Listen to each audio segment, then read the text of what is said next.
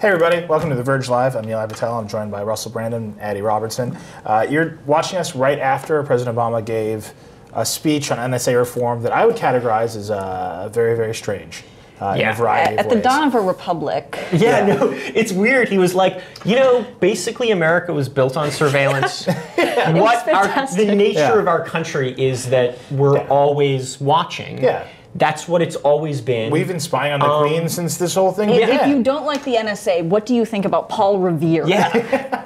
Paul Revere is the original bulk collection it's amazing. program. I expected them to name check, obviously 9/11, but I was not really expecting Paul Revere. I wasn't expecting Martin Luther communism. King. Martin Luther King. This is what I say when I'm drunk and I'm yelling at people about why the NSA is bad. I'm like, look, our greatest Americans were surveilled as state enemies, and now the president's saying that as he's talking about, well, we're not going to change everything. I know you're mad, but remember that, some of the most important people of my lifetime were, the state was trying to destroy them through these very tools, and so we're just going to make the tools a little bit weaker.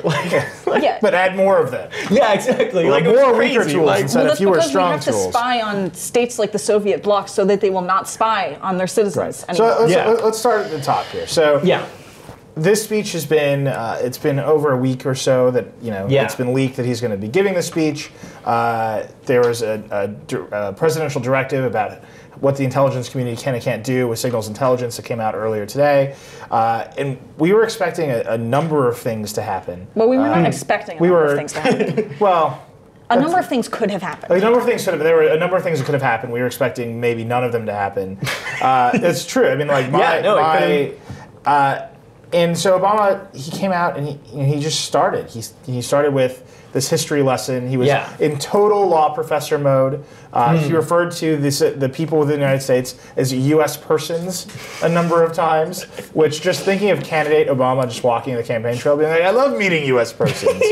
Let me kiss this U.S. person baby. That is strange. So he's full legal professor mode, talking about the justifications for spying, for surveillance, for intelligence, all of which I think are known. I don't think anybody really disputes the need for the police and for intelligence in the world. Yeah. The problem is the significant overreach that intelligence community But has it's been. not just overreach. He actually did make a really good point that the problem is now everything we do is surveillable. Right.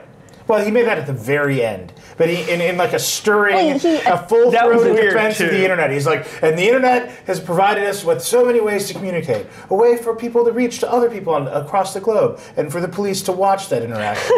And it was like you're conflating a lot of things here. The problem is that it isn't that the policies have changed, although they have. It's that everything else around them has changed. Yeah, so they fall under the policies. Somebody made a really good sort of comparison to copyright on Twitter. That we're just dealing with reform. But now we have to deal with it. Things don't mean the same thing anymore. They're not the same anymore. Right. And so he started with this, and he did start with, Martin Luther King was surveilled. During the long twilight of the Cold War, we learned, and it's like, you mean when McCarthy rounded up American citizens for witch hunts? Yes, we learned a lot of bad lessons. Why are we learning them again?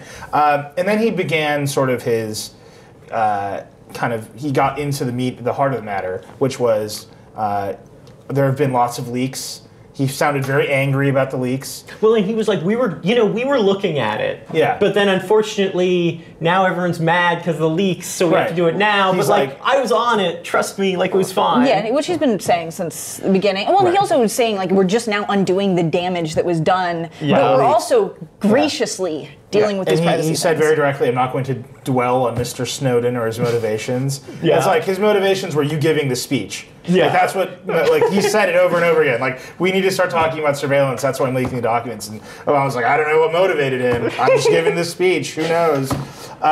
So he got into it. He made a lot of recommendations, some of which I think we anticipated, some of which we didn't. So can you guys kind of just give the high-level overview of... Yeah, should I? So the you have the super high level. Yeah. Well, so the main thing was the bulk telephony metadata, call records, basically who you're calling, stuff that's on your phone bill, how long the call was. I will say that the fact that the President of the United States said metadata in a major policy address today is like one of those moments where it's like, we took over the world. It's amazing that people know what metadata, everybody knows it. It's incredible. Anyway, so... so I mean, that was the main thing. He says, look, the 215 program was the very first thing that came out is not going to exist in its current form. Maybe they're going to move all that huge quantity of data to some third party if there's some third party that they trust, or they're going to do more judicial oversight when the database is queried or something. There's what happens now and what happens later. He announced 2 stages. He said we have to transition away from this program. No one likes it. But we need the capabilities it gives us, right? Like, we need to be able to search metadata for patterns. Quickly. So, in an emergency. In an emergency, well, no, right? their whole justification is that we have to be able to do it quickly because this will produce a terrible delay, and if you have a bomb, then you can't call up Verizon. Right. So he said, we're going to keep the existing database, but we're going to make it so that you need judicial finding to go use it. So, like, again, the President of the United States today said, query a database. Like, if you don't believe that, like, the internet, that, like, technology is, like, completely taken over the world, like, this is what we're talking about. Like, when the government can query a metadata database. Like, that's crazy. Well, and see, but that was also, I mean, not that he's, like, going to go full wonk in, like, the speech, but it was a little ambiguous because, in some ways, that's what was already happening, right? Like, the official legal justification for the system before was, it's not surveillance when we take it and put it into the database because... we're not getting a warrant for that because we don't look at it. We just have it there. And then once us sort of crossing the Rubicon is when we query the database, which is why we get a warrant for the query that we're doing from the FISA court. Don't think they actually... I'm not actually sure there was a process for. Well, my understanding was they were like you just had to have a higher standard of suspicion. Like, well, no, I mean it was sort of like oversight. Clearly, if someone you would say to the judge, clearly if someone's saying kill the president or I mean if they're we know this number is a terrorist. If someone's calling that terrorist, we have a reasonable suspicion to, and so that was. And they've also reduced the number of. Hops. So if a terrorist calls you and then you call somebody and they call somebody and then they call you, they've reduced it. So they're tightening up the way they can use this program. I think the essential part there was that they were always saying metadata wasn't really surveillable information, right? It was just records, business records that were being generated. Which legally is still not. Right. But they were saying it's business records being generated by Verizon, AT&T, so they can just collect them and they don't need any warrants. And then to go and then track you specifically, that's when they needed the stuff. And now they're saying they're going to tighten that process. And then phase 2 is we're going to stop collecting this stuff entirely, and either we'll figure out how to get the providers to harmonize their systems so we can query them, or we'll have somebody else do it. And I would say rightfully, he said there are challenges with both approaches. Like, you don't want. I mean, I don't trust Verizon anymore than I trust the United States government. And I certainly don't trust Blackwater. Right. And who are they going to hire? You're going to hire the healthcare.gov guys to build you a database of phone records? Like, that's awesome. Like, if there is a terrorist attack, you'd be like, well, I can't get through, so whatever. Have a good time. So that's 215. And that's kind of the big one, right? Yeah. I mean, that's the one that came out first. That's the one where I think he announced the most. Well, Prism came out. It's the most specific thing. There's a lot of stuff that's sort of high level. We're going to reform everything and generate reports on everything. Mm-hmm. I mean, I also think it's the one that Obama is focusing on. I think he said in the speech, this is the bulk phone records is the program that has generated the most controversy. I don't think that's true. I think there's lots of other stuff that wasn't really touched on, but that's the centerpiece of his NSA reform. Whether it's the centerpiece of the stuff that we should be reforming is kind of a question that is the thing is, it's not just it has generated the most controversy, just not among people who are talking. It is the thing that Congress has been debating. It's the thing that hearings are on. It's also the program that we actually can do something about. The metadata program. Right. We actually kind of know what it is. Like, if we're talking about something like Prism or the giant email database, we don't even know what's in that. Right. We don't know how it's collected. Let's quickly go through the rest of the reforms, then we have some clips from the speech. So national security letters, it seems like they're getting the gag orders that people were really mad about. Right. So briefly, national security letters are things that mostly the FBI uses. If you need a specific piece of information, generally from an internet company, you don't have to get a court order. You just send the subpoena and say, you have to give us this data, and you can't tell the person, you can't tell anybody, you can't say that you received it. And this is, Apple and Google and Microsoft and Facebook and Twitter have been nonstop complaining about this, right? That they want to release these transparency reports. They want to tell customers what they're doing, and they can't. And now it sounds like they're getting the transparency. They're going to get a little. They're getting. That's the only thing they're getting, though. The panel was proposing these reforms that were saying you have to tailor the scope of it. Make sure you can't just repeat, Section 215. You have to create some kind of judicial oversight for actually granting them. They didn't say any of that. Obama pretty much clearly said he's not going to do it. He'll work with Congress, but you will have some kind of situation where you will have to at some point prove that the thing needs to be secret. And after, he's going to talk to the Attorney General, and after some point it's going to expire automatically unless a court renews it.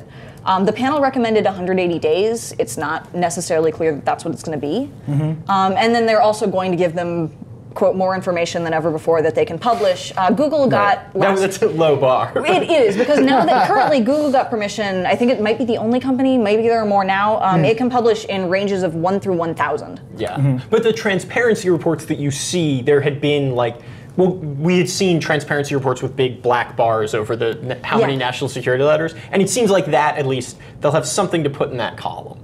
And then the other stuff is, there's the FISA court, which is actually the institution that's granting the warrants to say, go to Verizon and get all their information. That court is going to see some reforms. So we're going to see a new public interest advocate that is going to be the one specifically sort of pleading the public's case and saying, do you really need this information? Is this really important? We're going to see that, and we're also going to see annual declassification reviews on all of these programs. Which has already been promised, more or less. Right. Yeah. That was the first thing he promised. So I want to go to a clip here. We have it. So what's really interesting is he proposed these reforms, but after what I would describe as a pretty full-throated defense of the NSA. Right, so there's outrage over the NSA spying. There's outrage over overreach. Looking at American citizen stuff. And Obama began, like we were saying, with this stirring defense of surveillance.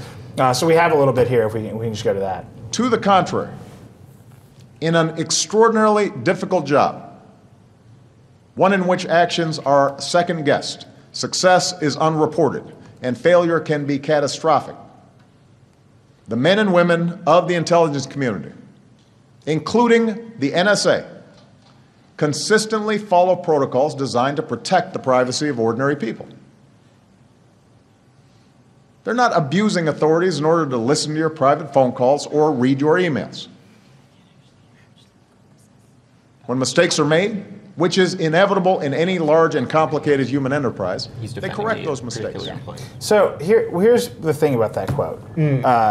There's been all kinds of revelations that NSA people are spying on their girlfriends. Well, no, that's the thing, is that we haven't had revelations that there have been a lot of people intentionally abusing it. And that Lovint, the thing that they released was for about 10 years, and there were maybe 20 violations, which is bad in objective terms. In subjective terms, that is very few people. The problem is that we have all of these weird unintentional breaches, and that they probably aren't telling us about lots of other stuff. Right. Is that we can't point to anything. So our ability to understand what the NSA is doing, and this is the balance. I think this is the problem that I think we face as we try to figure out what the balance. I mean, Obama very directly called it the balance between security and liberty, which it is, right? Yeah. We do need the NSA to look at things. We do need the CIA to look at things and try to maintain our security. There needs to be a limit on that, and there's no ability for us to have a conversation about that limit, because every time we examine everything that they do, they immediately claim that we're hampering their ability to keep us secure. It's not just that. It's that fundamentally the fact that they have proven that they cannot be trusted with this means that we can't have a debate, because they can't ever release everything. We wouldn't want them to. But that means that we're always going to have to take them on faith. Right. And now they've proven that they're totally incapable of accepting that trust. Although, I mean, the way I read that part of the speech was partially that you imagine you're an NSA employee and you're watching this speech. I mean, really, he's managing this group of people who have just gotten their ass kicked every week for the last 6 months. Everyone hates them, and it's just morale. And you see this occasionally, people come forward and just it's rough out there working for the NSA right now. They're just going to work in a shitty office building every day, and it's terrible. I actually looked at jobs at the NSA when I was a college student. and I feel so I think there was a time, I think, when like working for these large government police institutions was cool. Like James Bond. I James Bond stuff. Yeah, right. I did languages. You could be the guys in the van in Enemy of State. Like, but I mean, and so I think part of that was, okay, he's going to do these reforms, but he also, you know, a lot of the audience, he's their manager. I mean, that's like real, right? Yeah, and a lot of the audience for this was public employees who want to make, you know, who want to feel like they're reassured, and he's not mad at them personally, and they're not about to like. It's not just that. You know, be burned with a pitchfork.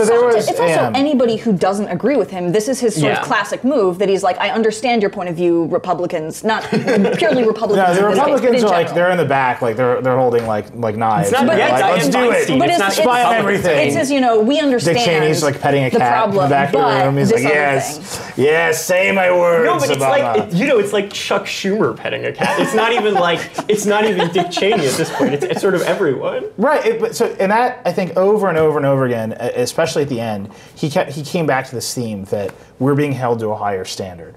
And you get the sense that, you know, he's in the West Wing with like the leadership, or he's in the Situation Room, or he's meeting with the Joint Chiefs, and he's like, and everyone's like, dude, like, why do we have to justify what we're doing? Like, Ireland, they just do whatever the hell they want, you know? Like, and he's like, yes. And so we have it. I don't know if we have it quite yet. The Russia-China. He directly called out China and Russia. Do we have that? I wrote it down at one point.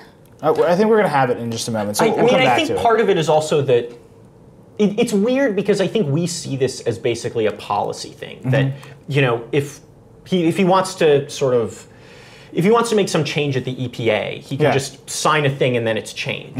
Whereas, you know, the NSA is, to a large extent, not just this abstract entity, it's this group of people. And whoever they choose to run the NSA is going to have to come from a fairly small group of people. And part of what you want is to change the culture of that group of people. And just constantly kicking their ass is like of a limited value. You have to sort of say, well, yes, we like you, it's okay, we want to motivate you, we want to raise morale, but we want to change it in this slow way that's going to gradually change the culture of it. So we have we have a text, so I'll just read this off, ready? It may seem sometimes that America is being held to a different standard, and that the readiness of some to assume that the worst motives by our government can be frustrating. Now, who is that frustrating? Right? Like, if you just read that sentence, he's talking to government employees. Like, that is designed to reassure. Like, I know you're frustrated, NSA dudes. No one expects China to have an open debate about their surveillance programs, or Russia to take the privacy concerns of citizens into account.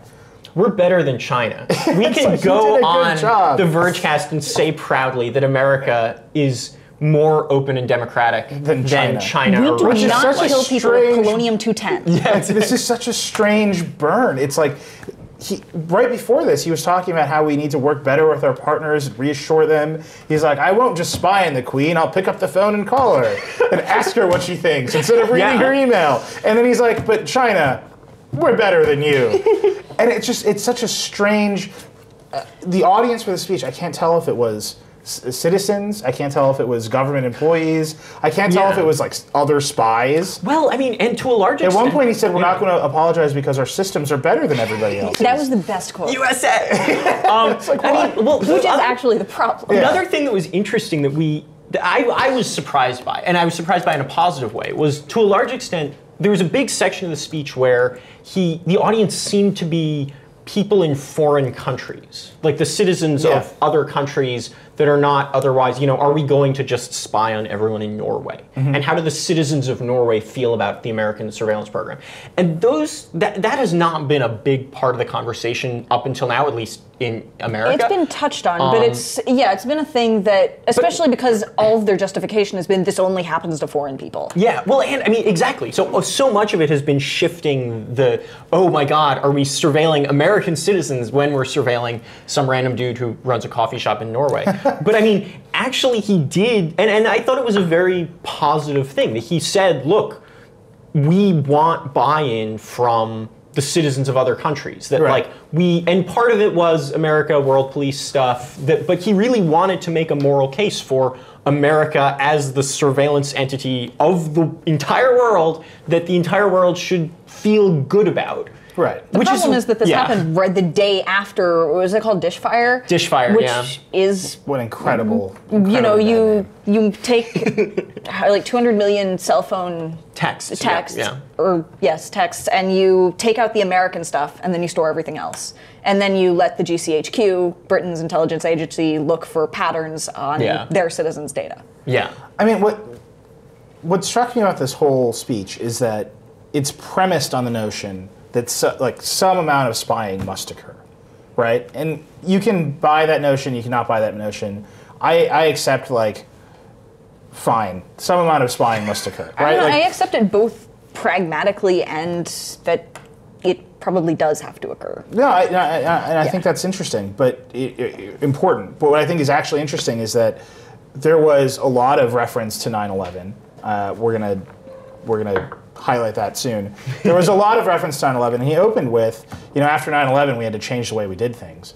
And it was like, or are you sure? Because President Bush was definitely handed a piece of paper called Bin Laden Determined to Strike in U.S., and he was like, yeah, whatever. They're not going to do anything. Right. The entire premise of the Section 215 collection is that you have to identify patterns, that you have to have all this data, and then he references a specific number and a specific case that they already knew about and could have just queried. Right. And a lot of the a lot of what his justifications for these programs existing came back, I think, to 9/11 over and over and over again, which is crazy because I think he also said we went too far and we began walking it back. He said the previous administration began walking it back. And to think of George Bush and Dick Cheney actually ever walking back their Patriot Act proposals and their surveillance proposals, that mean if he truly believes that they began walking back and he's carried forward that process, then we are nowhere near close. Because I was thinking about this, that we have come pretty much full circle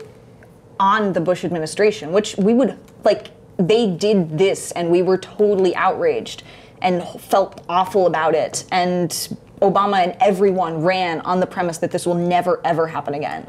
And now we're here, some years later. So that was the other interesting element of it, because ostensibly the NSA is not a counterterrorism organization, right? Mm-hmm. Supposedly, and these things are constantly shifting, the border of who's in charge of what, but ostensibly they investigate, they get signals intelligence. When they find something useful, they give it to the FBI or the Department of Homeland Security or the CIA or sort of any, and part of the post 9/11 reforms is that there wasn't primarily a counterterrorism organization. But the idea that the NSA is primarily concerned with counterterrorism this is the first time we've heard a president make that case. And that it's wildly, a huge expansion of powers if it's true. And then there were all of these primarily domestic things that he was saying, look, people are trying to bring down our stock exchange with malware. Right. Which, you don't want hackers in your bank account. Well, yeah, but, okay. People, if someone robs a bank, is that the NSA's problem? I thought we had a whole domestic law enforcement framework for this. It's very puzzling. The head of Cyber Command. Which they're not splitting off. Yeah. Let's just never use that phrase again. I like using it. It does sound cool. The language that we use to describe here's what I'm saying. Cyber packet coming to destroy Wall Street. Yeah. He's like, hackers in your bank accounts. I'm the head of cyber. It's you know what? It's time for us to just open up and admit that the internet is part of our real lives. And it's not like some other place where other weird behaviors exist. And you can't be like, well, the internet's different, so we have to give it to the NSA because they understand how information travels on wire. Well, that's what's so strange. We just heard a speech where he was basically saying, look, someone needs to keep the internet safe. That's why we need an NSA. Yeah. Which is insane. That was never, ever, it's signals intelligence. They're listening and trying to figure out, what would securing the internet even mean? And also, by the way, to the extent that the NSA is in charge of defending anything in cyber terms, it's just government infrastructure. Right. There's no, we can say that various things are infrastructure that is important to national security, so the power grid or something, but the idea that they're going to keep Chinese hackers off of my laptop because they've suddenly decided that as a Verge reporter I'm a target of interest, the NSA is not going to do anything for me. And we saw this with the New York Times. We see this anytime a third party is attacked. The NSA does not keep the internet safe. That's just insane. Okay. Although they've argued this, the Cyber Packet Wall Street thing is a Keith Alexander, I believe, interview in which he essentially compared it to a missile, saying that it doesn't matter where the missile lands, it is the job of the Department of Defense to stop it. Right. Yeah, but What if it's like a hosting server, like Facebook's like Icelandic hosting server? I don't know. It's just odd. Like I don't think they have the capabilities. We had the CISPA fight, last year, and that's what this was all about. This is what this is CISPA. Right. Like that's the meeting between these two. Okay, so we actually have it's only a little bit. We actually have a supercut of all of his 9/11 references. Oh, it's God. only 10 seconds long, but it was. He didn't actually mention it as much as I expected him to. I didn't expect him to mention it at all because I will say, I was in college. I just have a distinct memory of where I was on 9/11.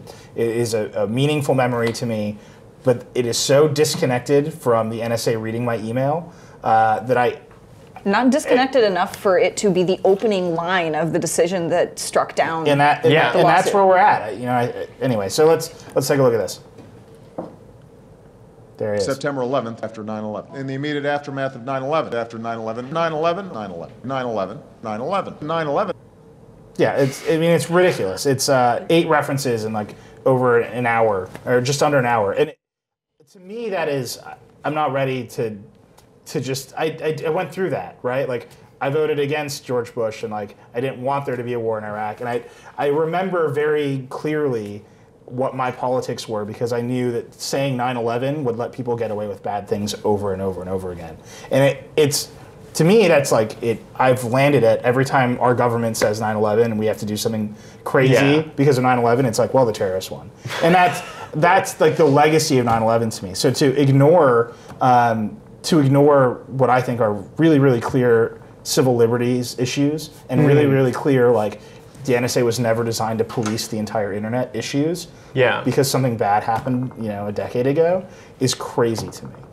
I think part of it is just, it was a very historical speech, right? He was, from the Paul Revere stuff on, and I think, for better or worse, this defined our public policy for this whole decade. And it's impossible to talk about the changing nature of like our national security infrastructure without saying, we were kind of just doing whatever we wanted for a while there, and like all of the, Well, these rules were all put in place because of it. Yeah, and now we can't just time machine back. We have to somehow, it's going to be a revision of the Patriot Act. It's going to be a revision of the FISA Act. It has to.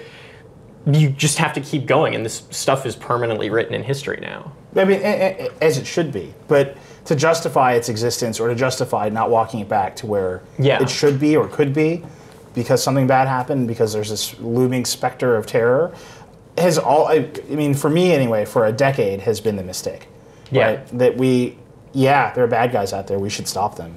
Obama killed bin Laden. Like, good job, Barry. Well, I think that's very relevant to this whole thing. Right. I think because we saw when he came in, he was, and this was a while ago that everyone was disillusioned by this, but he was much more hawkish on all of this stuff than anyone expected. And I think a lot of it has to do with he just really wanted to kill bin Laden. It was clearly like going to be a political win and something that. Well, but also like national security. Great. That's all there, but this continued reference, particularly in this speech, where we're worried that you're sweeping up American citizens' emails and text messages, and you do have love in where NSA guys are like, "What's my girlfriend doing?" and like pushing a button and they can just get it without any oversight, without anyone looking over their shoulder and being like, "That's illegal." That's like, you don't need that to stop bin Laden again. You just don't. Yeah. And we have to stop pretending that that's the necessary evil of keeping us safe. So we have some slides, I believe, of the 4 particular. He ended with, "I'm making very, he's got specific changes. Let him be clear." So he made precisely 2 specific changes during that. Well, he said 4. So we've got slides of the first. This is crazy. This is first. The same technological advances that allow U.S. intelligence agencies to pinpoint an al-Qaeda cell in Yemen or an email between 2 terrorists in the Sahel also mean that many routine communications around the world are within our reach. At a time when more and more of our lives are digital, that prospect is disquieting for all of us. So what he said, that there is he was changing how we collect the information, right? So you guys, I gave you the task of grading his initiatives. Yeah. Where does that one fall? Hattie, I think that was, the metadata that's the presidential directive for signals intelligence. The email stuff, we had a big section on email collection, and there wasn't really a lot, like, you can see it on the site right now. I mean, we have locked down the NSA email database, and we have 2 Bs and a D. And those Bs are because, honestly, because a lot of what we were grading is how does this match up to the proposals? Like, not to even our ideal version of this, because that would be ridiculous and they would all be Fs. Oh, yeah. But that they basically just said reassure them that we're using this for good. And I mean, which is kind of... I feel reassured. I mean, so we have the presidential directive. If you're watching this on our site right now, there's a big link to it right above the live stream. You can go look at it. It's, I would say, tremendously boring, but you can go look at it. It's a lot of, like, principle. And the first one is, like, I'm issuing an order that signals intelligence must be conducted in accordance with the Constitution. And it's like, yeah, what was happening before? Like, do you have to occasionally remind the NSA that the Constitution applies to them? So that was one. Do we have the second slide? Stand by. So the second one, and we'll get this one, is we're going to reform the programs for more transparency and increase safeguards for U.S. persons, which was my favorite phrase. So this is all preamble here. But the actual one was we need more transparency, and this is where Apple, Facebook, Google, Microsoft can all tell people about what's happening to them. It is going to be very interesting to see what they're allowed to say. They were basically, all of their transparency reports thus far have been like, and there are a number of things we cannot say. Well, Apple did an interesting dead man switch in which it said we have not received any 215 orders. But the problem with all of these is that they've consistently denied that any of the huge amount of stuff that is supposedly in databases is from them.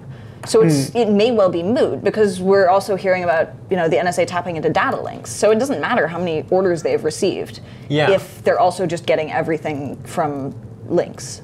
Well, and the other thing, I mean, one of the interesting elements of it is how we were talking at the beginning about the focus on phone records, right?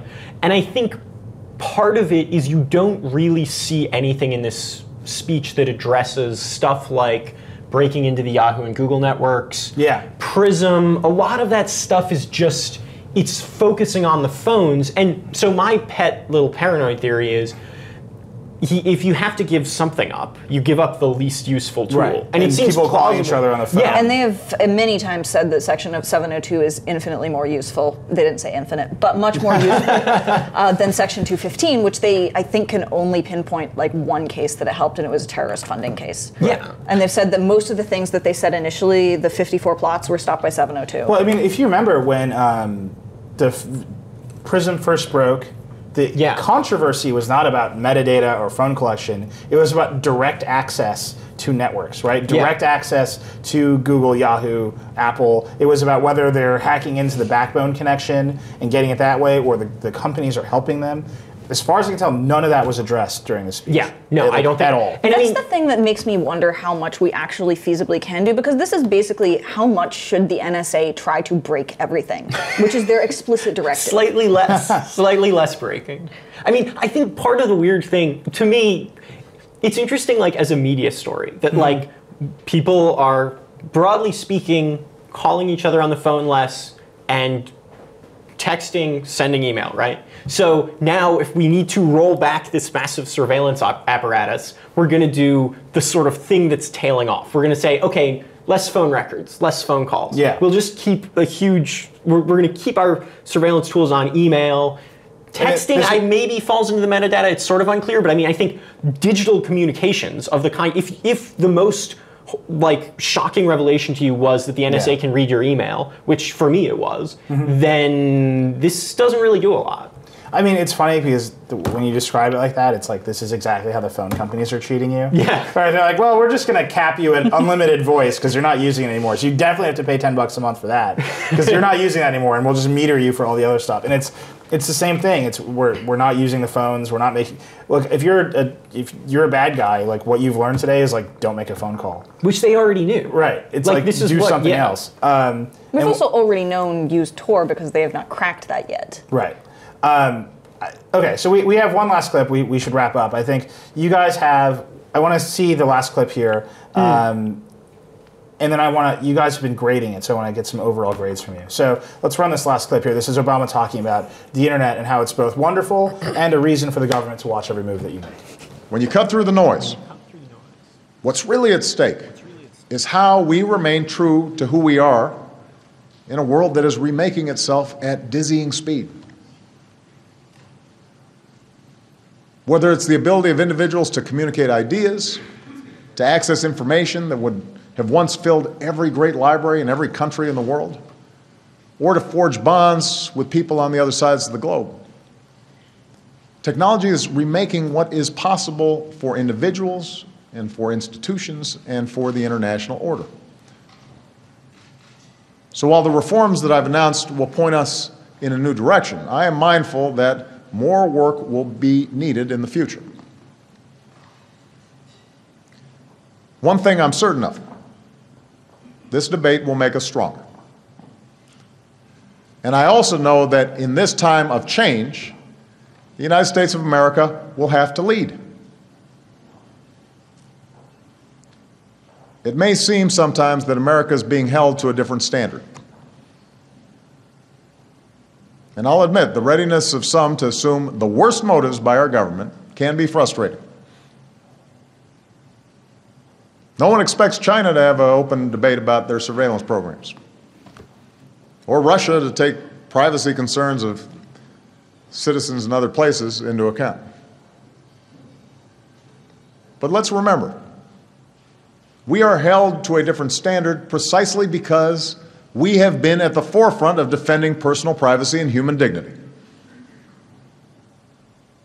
As the nation that developed the internet, the world expects us to ensure that the digital revolution works as a tool for individual empowerment, not government control.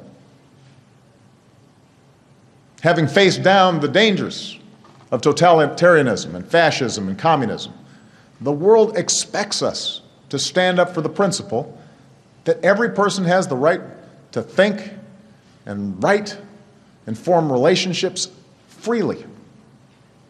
Because individual freedom is the wellspring of human progress. When you cut through the noise. So that line, individual freedom is the wellspring of human progress, I think that is, to me, it's the key. You know, he said every person has the right to think and write and form relationships, and that's great. And you know, in real life, the government can't really watch you do that, right? I mean, they're not here with us right now. I mean, presumably some of the NSA is watching this. Well, presumably they can also hijack your laptop and then activate the mic. Right. But it's saying, like, they actually can. What's interesting is that when you start doing that stuff online, the government can immediately, in real time, monitor every single thing that you do, and they have the ability to do that. And that's what all of the Snowden leaks have been pointing at, is that we're only constrained by where we say with our words and like our laws, you have to stop there. And what we haven't done a good job of saying is, what are you doing? Like, what is it that you're doing and where should you stop? And this is, like, I think a first step. It's please stop looking at our phones, which is great. It is not the first step towards please stop, you know, scouring our email. Please stop, you know, jacking directly into the backbone to look at encrypted iMessage or whatever the hell you're trying to do. Yeah. Because we don't know. And I think until we actually know the full extent of what they're doing and why they're doing it, then all these justifications for we have to do it because they're terrorists, and these are actually good people at the NSA who are doing a good job, and they're patriots too, and we're frustrated. And it's like, laptop. This laptop is already so broken. I mean, the NSA has been so deep in this laptop already, I'm not even worried about it. And that, to me, that's the whole issue, is I still don't know enough about what the government is doing. I still don't know enough about where they think the real limits should be, and I haven't heard enough of that debate. And I think, you know, I've got my issues with Greenwald and with Snowden, and I think they made it a lot about themselves and said a lot about what's happening, and that's fine. Like, he's a hero now, I think that's great, he's a symbol. But he's accomplished only half of what he set out to do. He got the president to make a speech about one thing. We haven't yet had a real conversation about the whole totality of what's out there. And you were saying right before we started, there are undoubtedly more leaks to come. Oh, yeah. And how we react to the next set of leaks, you know, if Greenwald's smart, I think he's smart. I think he's savvy. He's holding on to something big just to respond to a speech like this. And so I'm very curious to see what that next step is like. But so let's end real quick. You guys were grading the speech in terms of proposed reforms, real reforms, what he said. Let's do some overalls. Where do you think Obama landed? I'm going to go C. I think he gets a C.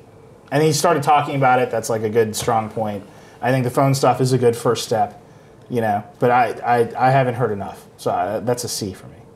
Yeah, I think it's weird. So the big story of this to me was we're putting a lot more power in the judiciary. Like there's a lot more court-based oversight. There's not a lot of congressional oversight. There's not a lot of other parts of the executive oversight, which is potentially interesting, but also there was already judicial oversight. And so in many ways, there's a lot of stuff that hasn't, we're using a lot of tools that have already not really worked. Yeah. So I think C-, yeah. Wow. I'm a little bit lower. Okay, Addie? To some extent, it feels a little bit pointless to grade this because what we are doing is grading rhetoric, and that so much of the rhetoric is essentially we will create more oversight. It is we will reaffirm our principles. It's things that they should be doing anyways, and that they have been promising since, I suppose it's almost going on 8 months now. Yeah. Maybe more, maybe less. But the problem is that every time we do this, we talk about, okay, this is the thing that we've changed, and we did a report card, which is useful, and I would maybe also go with CC-, but it's that, is this going to actually lead to anything meaningful? And we'll never know if it does. Right. Well, unless you work for the NSA. Yes. It's time to get that job. Yeah, there's still time. And I would ask. I'm sure they will hire me. I would ask all of our readers to immediately begin applying for jobs at the NSA and then leaking that information to us, which I believe is treason, and I will be talking to an agent of the government soon. And that was the Verge Live, everybody. Thank you for tuning in. We're going to have lots more, I'll say this, we're going to have lots more NSA coverage coming up. These two are maniacs. You should hear them argue when the cameras are off. It's terrifying, to be honest with you. So we'll have lots more on the NSA and coming up probably later today. There's some news just from the speech we need to do some more analysis of. And obviously, as the story is ongoing, we'll have more. So thanks for tuning in. That was Verge Live.